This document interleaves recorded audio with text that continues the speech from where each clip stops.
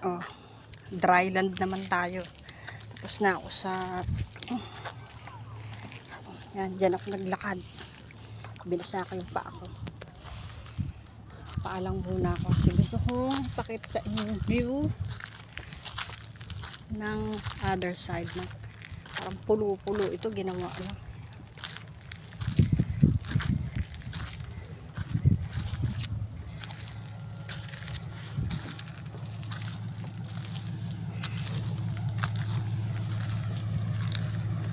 May nagbibiyahe na oh. Cavite kaya ito sasakay ako. Balik din ako hanggang hapon.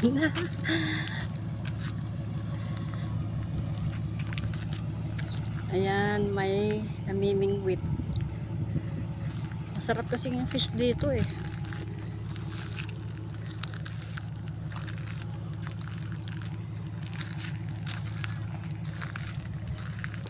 Bye.